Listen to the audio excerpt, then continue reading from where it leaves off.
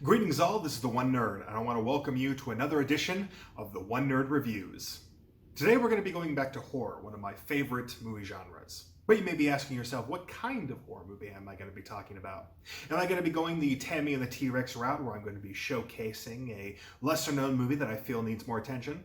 Maybe a small indie film that, again, doesn't get as much attention as I think that it should, or maybe is getting a recent release, something like that. Or just a movie that I really like and I really want to talk about. Well, we're not going to do any of that. We're not going to do any of that. Obviously. We're going to talk about another shitty remake or reboot or whatever the hell it is. Sequel. This is 2020's The Grudge.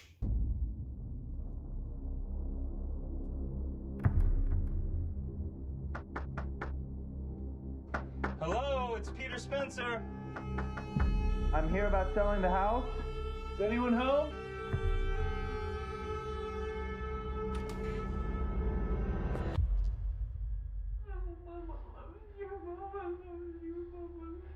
Hello?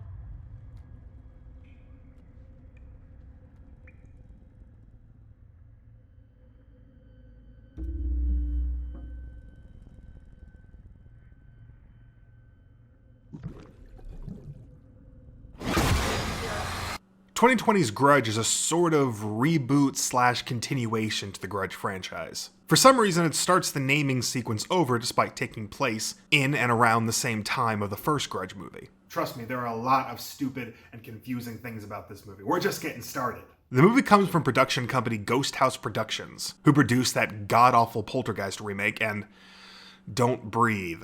Believe me, Don't Breathe is another review for another time. Ghost House was founded by Robert Tabbert and Sam Raimi, which means movies like this can put Raimi's name on the poster like it means something. Produced by means nothing. Less than nothing. Stop trying to sell movie tickets by just slapping on Sam Raimi's name to everything. It didn't work with Don't Breathe, it didn't work with Crawl, and it sure as hell ain't working with this movie. The movie was written and directed by an up-and-coming filmmaker, Nicolas Pesce, and I apologize if I'm mispronouncing that, whose debut film, The Eyes of My Mother, received critical praise and awards, and was given the opportunity to direct The Grudge at 30 years old. And here I am, in a small apartment, yelling about a movie that nobody cares about on YouTube, a platform also nobody cares about. But this isn't sour grapes. This movie really does suck. Okay, it's a little sour grapes. Let's just get this over with.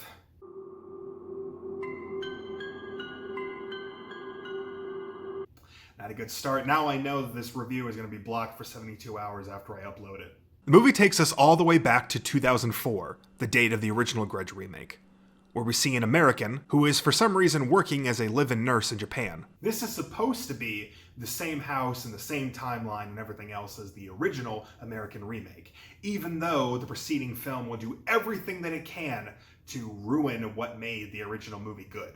The nurse is on the phone talking to Yoko, who was also a live-in nurse in the first movie, saying that she needs to leave and go back to America, which I'm not sure you're just allowed to quit your job and go back like that, when she encounters something strange.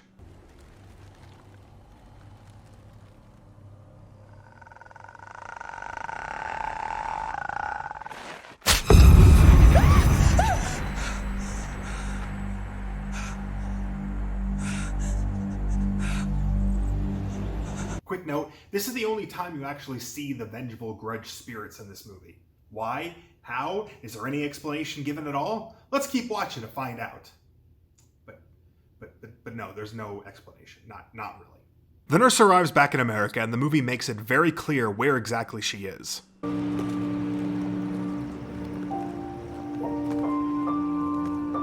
This is a trend that's in this movie a lot. I'm not really sure what the purpose of it is. It could be that it's just for people not to get confused, but joke's on them because it happened anyway. The nurse comes home, greets her family, and suddenly realizes she left Japan without picking up the Interspecies Reviewer Blu-ray set.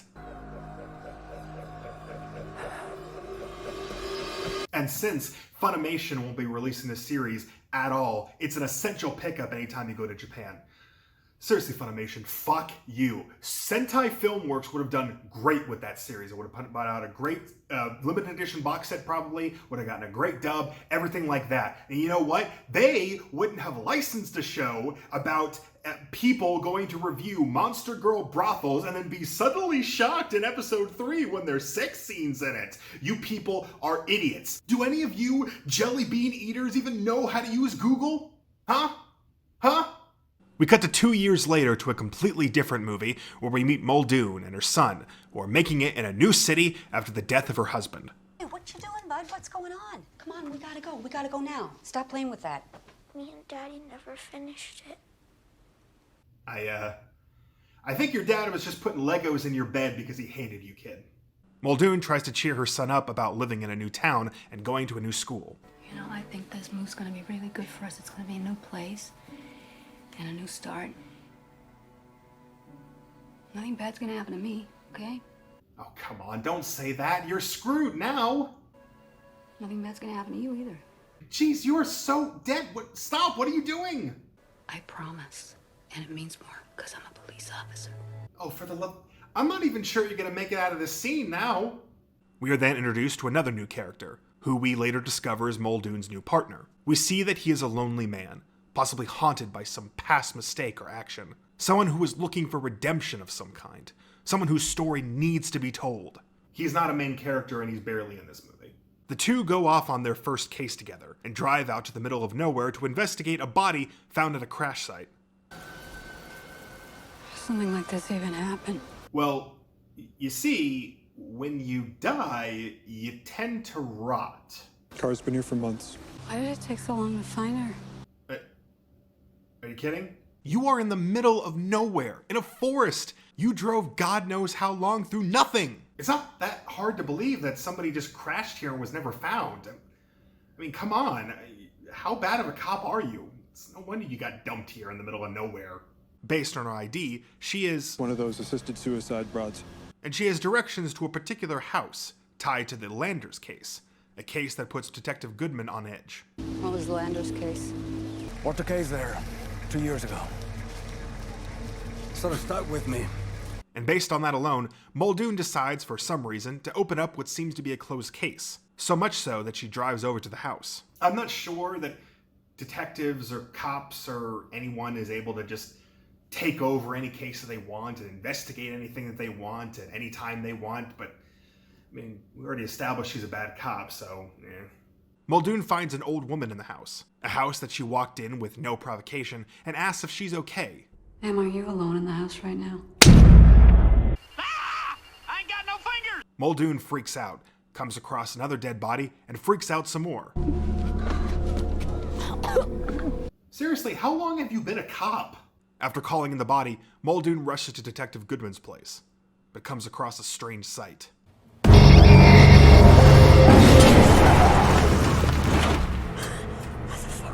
Now you notice that little ghost girl wasn't Kayako. That's one of the major things wrong with this movie, and we'll get to that a little bit later. Muldoon finally makes it to Goodman's place, and he gives a brief overview of the Landers case. Whole family murder at the house in Rayburn. Fiona Landers.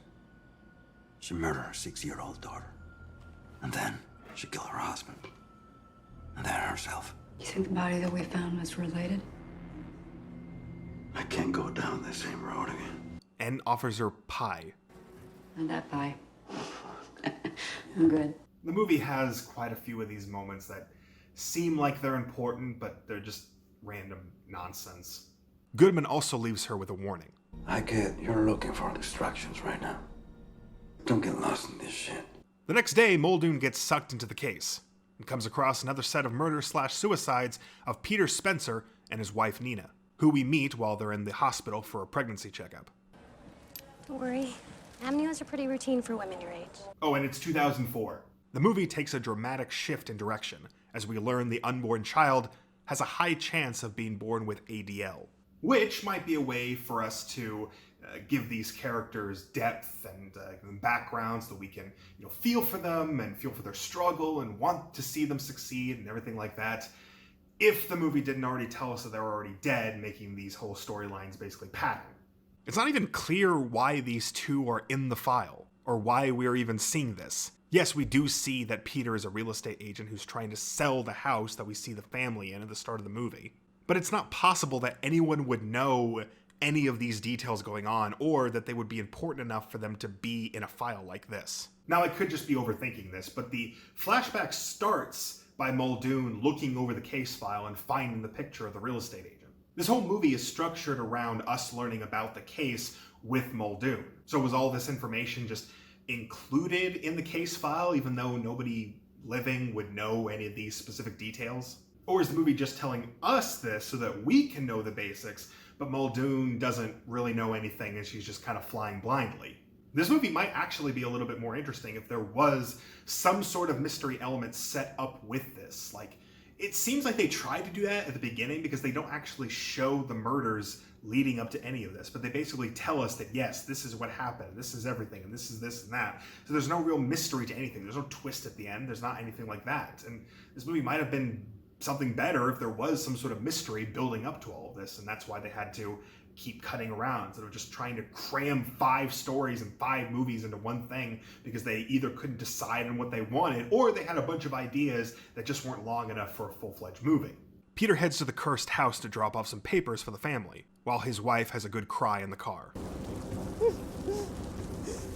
But there's no answer at the door, so Peter makes his way inside. Peter Spencer.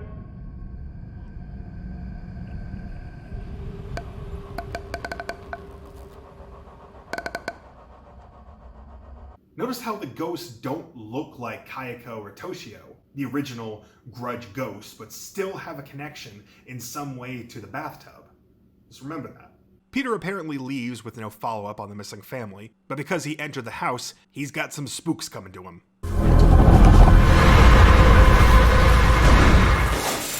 It's been done. The next morning, Peter shares a heartwarming moment with his wife, where they decide they will do everything they can to care for their potentially handicapped child, and they leave with a hopeful look toward the future.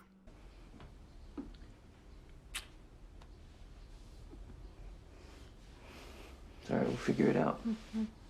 You know, to really drill in the fact into your thick skull that something bad's gonna happen to them. Peter heads back to the house to try to get the paper signed again, and this time someone is there. Oh, God. You scared me. It's at this point now they're actually introduced to the little ghost girl, and we should talk about one of the main departures between this movie and the original American Grudge trilogy.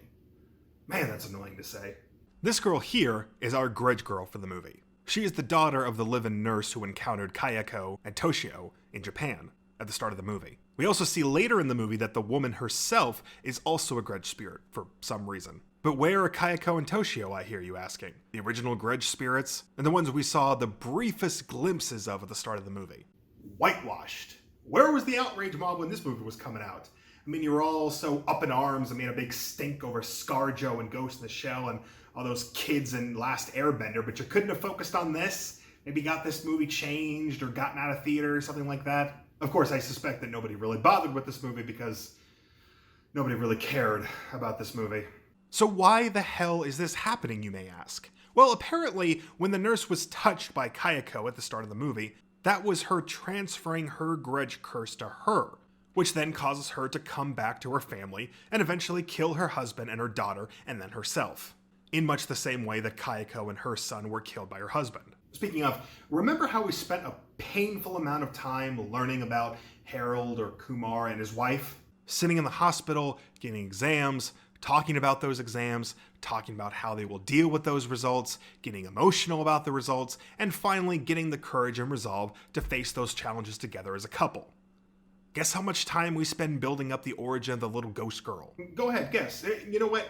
Never mind. I'm going to save you some time and just show you everything that gives us the backstory and that leads up to this little ghost girl. Where? Oh, hey! You guys, I'm home. Welcome back. You made it. Oh, my love. Welcome home.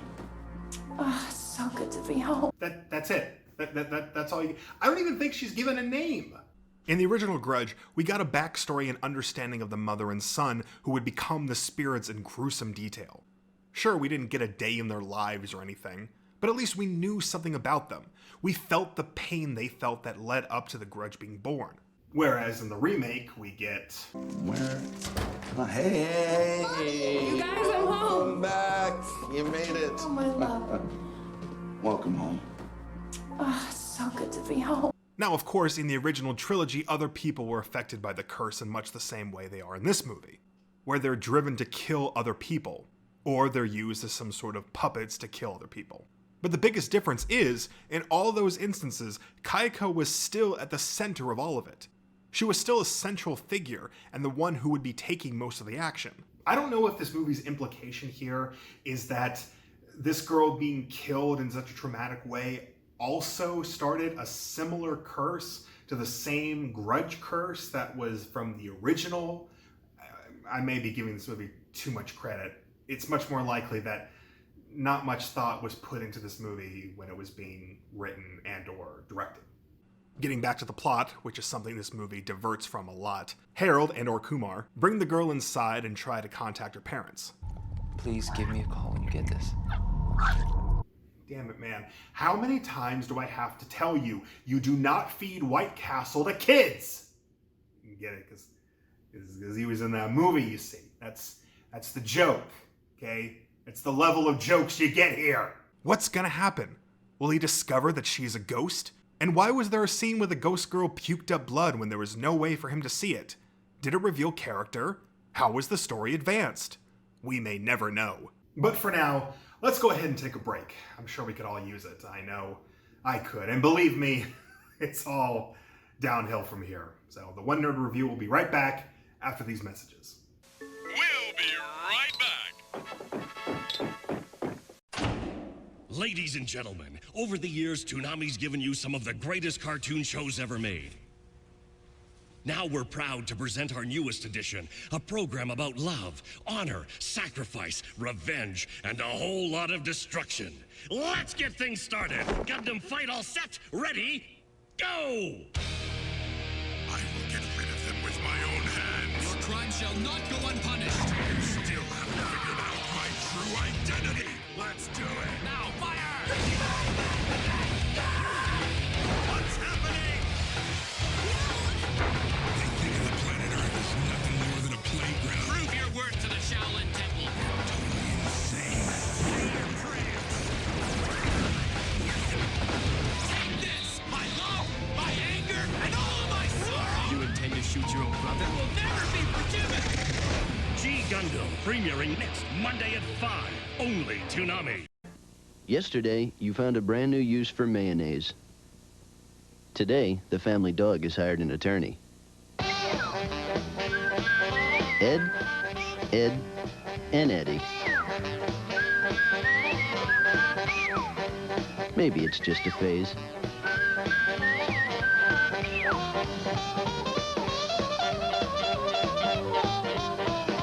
New Friday at 8 on Cartoon Network. Ed, and Eddie. Good, don't bend too hard on the legs. Yeah, that's close enough. Okay, who knows what a two-point landing is? Ooh, sorry. Okay, is this bad? I got a tangle. All right. You jump! What are you? I got an idea. What? You jump. Yes, you can do this. Now jump! He's training for his biggest adventure yet. Oh yeah, he's ready. Come on, bust me! Yeah. Jump! I say you About their jump. insurance form. Thanks, Rod. Yeah, thanks, Rod. PlayStation. Every week on the Superstation, there's a storm shaking the ground, pushing the limits. Live on the Superstation, Thunder. The big guns collide with the heavy hitters. Thursday nights, feel the thunder. 8:05 Eastern, only on the Superstation. How do you serve a good pork butt? Hide it tight, hide it tight. I said, how do you serve a good pork butt? Left to right, left to right. Well, if you don't know what's what about a good pork butt, then take a seat and listen to me. Nothing gets me second like the back end of a breaking machine. It ain't so itty bitty, and I know it isn't pretty or lean. But when I get a craving in my gut, I know it wants nothing but pork butt. Say what? Pork butt. That's what. Pork butts. Get them wherever cow and chicken are shown. He's round the chair, under the table, and Oh, come on. the All-Stars win! Yeah! This calls for a celebration. Egg salad. Dad, we need an All-Star lunch. New Lunchables All-Star Burgers. Delicious grilled cheeseburgers. even cola. How about sardine smoothies? How about not? New Lunchables, All-Star Burgers, and Hot dogs. make fun of lunch. I'm not going to tell you again. Put the suit on. I'm not going to listen again because I'm not going to wear it. Look, it's going to stretch. Put the suit on. Are these legal? Can I use these? Clear a path. Coming through. Cannonball! Knock it off. Snake, snake! Stay away from this area. I'll fight it off. I liked you better with a mustache. He's training for his biggest adventure yet. Oh yeah, he's ready. Coach, there's some shrinkage. PlayStation. Now back to our show. We cut away from this story to Muldoon getting almost drowned by a mysterious figure. Gosh, you are just so bad. I mean, I know that it's a ghost and everything and that you were taken by surprise, but you can't think of anything that might have gotten you out of that? After that event, Muldoon decides to unwind and continue researching the case at a local diner. I mean, she's just sitting there in a diner just reading over this file. I mean, don't you have actual work to do? I mean, I know it's a small town, but there has to be like a robbery or a cow tipping that you can investigate. I mean, something. In the file, she moves to a new couple who lived in the house in 2005. The husband has hired this woman, Lorna Moody, who is a woman who helps others with assisted suicide, to take care of his sick wife. How many times have you done this? I've been a compassionate presence at the bedside of 44 people. And believe me, he wants to do this by the book and as legally as possible. I mean, a black man married to a white woman who dies mysteriously of suicide. No one's believing that. But there's a hiccup in his plan, as his wife is batshit insane. Mrs. Matheson, are you all right?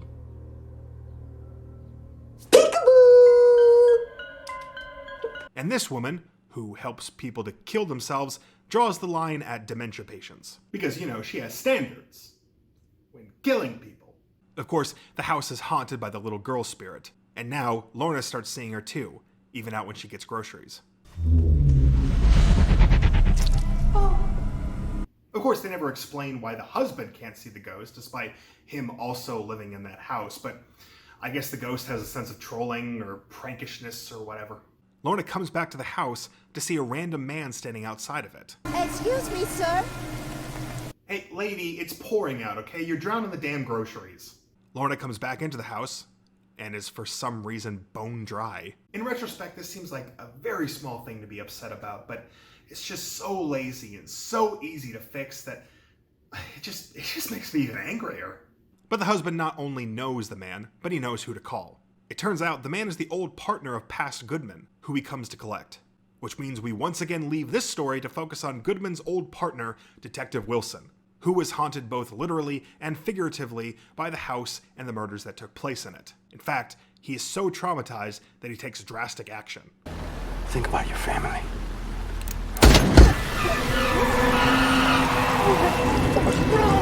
No, why? Yeah, why?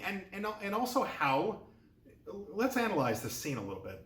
If you look at the little of the aftermath that they show of him shooting himself, he has the exit wound in his left cheek and the gun in his right hand. So which means that his suicide attempt, like in the moment, mind you, was to take the gun and put it off our dick and then shoot. And that was somehow going to kill him. I mean, I get that he's crazy. I understand that. But even the most out there person would understand that this would not only not work, but it would also make your situation so much worse. We interrupt this flashback for a weird scene involving Muldoon and her dog. Frank.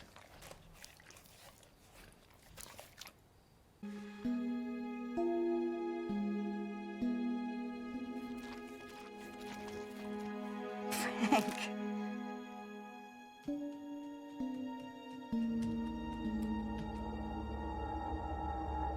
Did the ghost girl lick her? I don't understand what this movie's trying to go for. The next day, Muldoon goes to visit former Detective Wilson in an insane asylum to get more info on the case and the house. Detective Wilson? I'm Detective Muldoon. The doctor said that she told you that I was going to come see you. Oh, yeah, I'm sorry. I must have the wrong room. I was looking for Detective Wilson, but apparently I've stumbled onto Prune Face.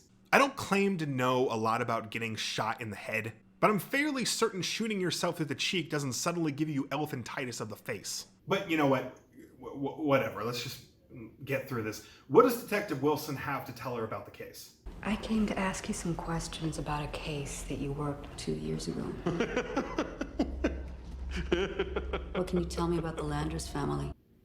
Gotta give him this. Still a better Joker than Jared Leto. This is never gonna end. What will never end?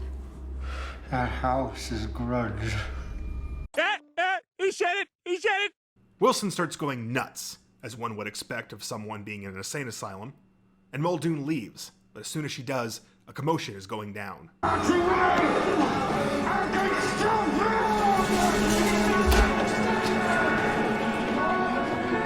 Pulling out my own eyes.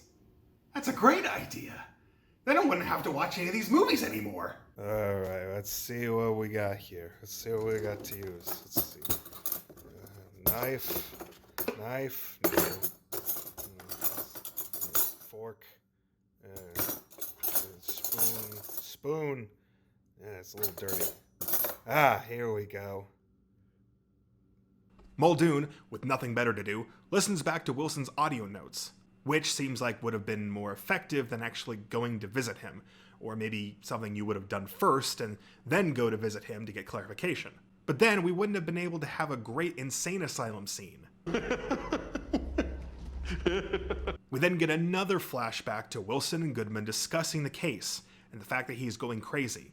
This takes place before he shoots himself. I don't know if this convoluted, jumbled, back and forth bullshit was meant to heighten the tension or the mystery of the house and the curse or anything like that, but all it does is introduce 1,000 elements and 1,000 characters that we have no time to get to know or care about or anything. Even our main character. I mean, all we really know about her is that she has a son and that she has a husband that died and that she wants to know about this case and really nothing else. It's just so lazy and confusing, and clearly just a lazy cash grab. Honestly, this is the kind of shit that should just be a straight-to-DVD release. And the only reason that it got into theaters is because it's got freaking Sam Raimi's name on it. Honestly, I've spent way too much time on this stupid movie, so let's just shotgun the rest of this crap, okay? Muldoon gets progressively more paranoid as she learns more about this case, all the while seeing spooky, scary ghosts.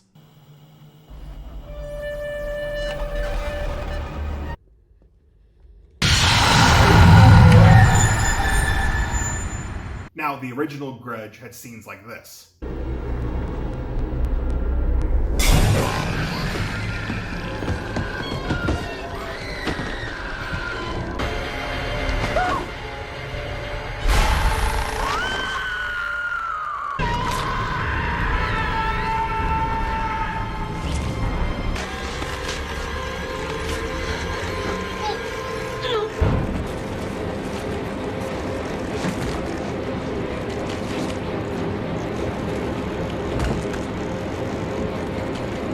Creative, haunting, actually makes you paranoid about maybe seeing a pale ghost in the corner of your eye.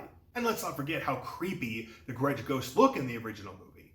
But in this, all we get is just some dude walking out of a bathroom and, oh, a ghost appears suddenly where there wasn't a ghost before. No, it's scary. Most of the time they don't even do anything. They're just there. Just a creepy guy standing in the doorframe. It's, oh, look. Oh, I wasn't here before. Oh, no, that wasn't there before. It's 2020, for God's sake. It's current year. Don't put garbage like this in a theater unless you're actually willing to put some effort into it. At least pretend this isn't a cash grab. And while I was doing editing for this video and going back to watch the original Grudge in order to get footage for it, I noticed a lot of similarities between this Grudge and the original Grudge. And you have some of the same similarities, like ghost appearing with its jaw missing, person kills themselves by falling, ghost appears on camera where there was no ghost before, hand on the back of my head in the shower, discovering the origin of what really happened in a montage at the end of the film. The writer of this movie just seemed to copy and paste certain scenes from the movie because they didn't have any ideas of their own, which is really apparent when you actually watch this movie. Again, I don't want to make it seem like you can't copy ideas from the previous movie if you are doing a remake. Maybe remake the movie, take certain scenes or deaths or what have you and make them better. But that's not what this is. This is not a remake. This is not a reboot. This is a sequel.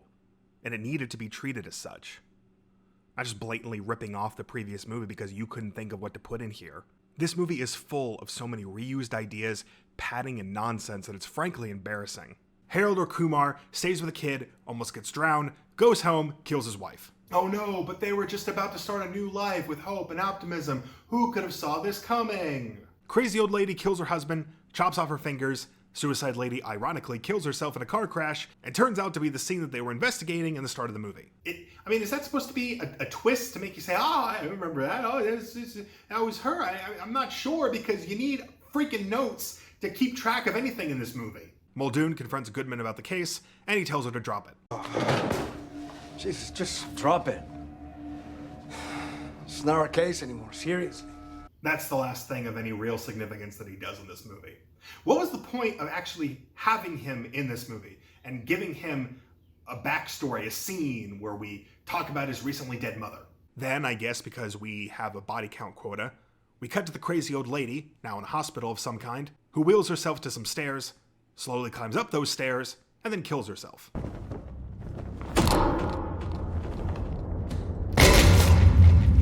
Unlike Wilson, this isn't a scene that precedes Muldoon coming to talk to her about the case, or maybe Muldoon's about to talk to her about the case, like, oh, I'm gonna go visit her, I have plans to do that, and then, oh no, we found out when we got there that she's dead. No, she's just a random scene, I guess, to tie up loose edges. And this isn't a catalyst for anything. This isn't like a breaking point where she says, oh, no, this happened to this old lady, now I gotta do something. No interaction. Muldoon has no idea that this is happening, or even where she is. Finally, Muldoon snaps, takes her son, who is barely even a character in this movie, with her to burn down the house.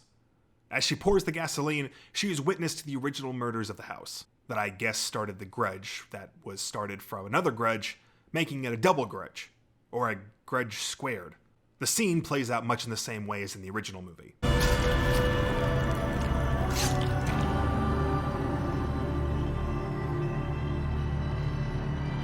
The ghost girl takes the form of her son to try and talk her out of it, which I guess was the whole reason that it was written that she brought her son in the first place. But she is able to see through it and burns down the house, finally ending the curse.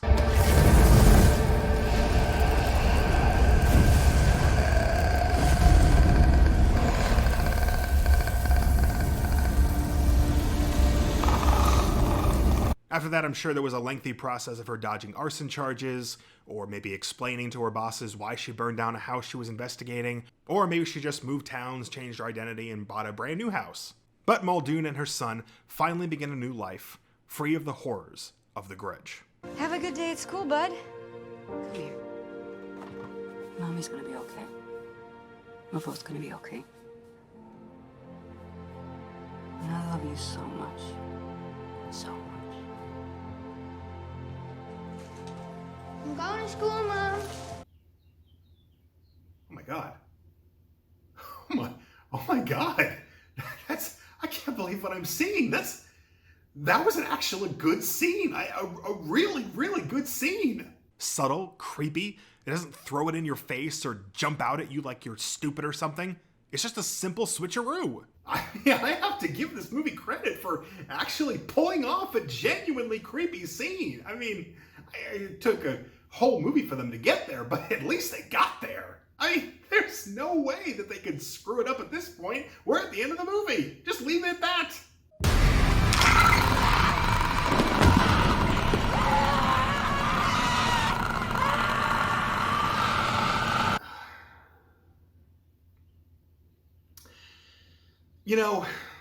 The Japanese actually made a Ring versus the Grudge crossover movie. Yeah, it's true. You can watch it right now on Shudder. It's cheesy, it's derivative, and all the good stuff is at the end. And most of the movie is just...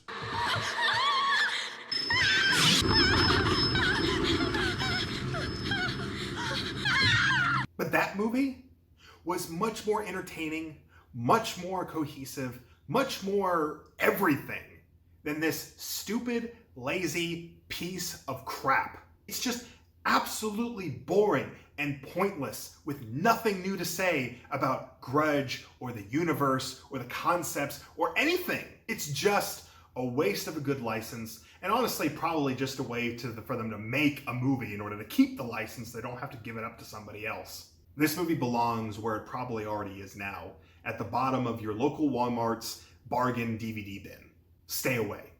Stay away from this movie.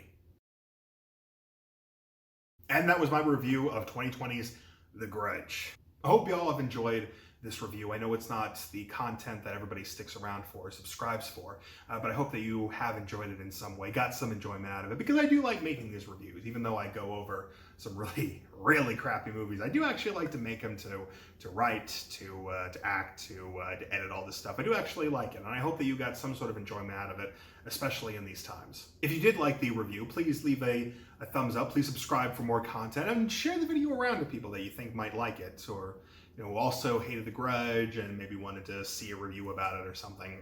I don't know. If you'd like to contact me for any reason, be it just to say hey, or maybe if you have some, booking opportunities for a writer, or something, I do have other skills that I can bring. I'm sure my light novel audiobooks have shown that.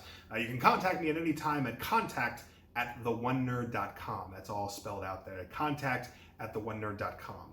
If you'd like to see any of my writing, I do have some spec scripts and pilots that I have up. I do want to focus on this on my writing. You can visit my website at theonenerd.com. Again, that's all spelled out, theonenerd.com. I want to thank you once again for watching this review, and especially going all the way to the end.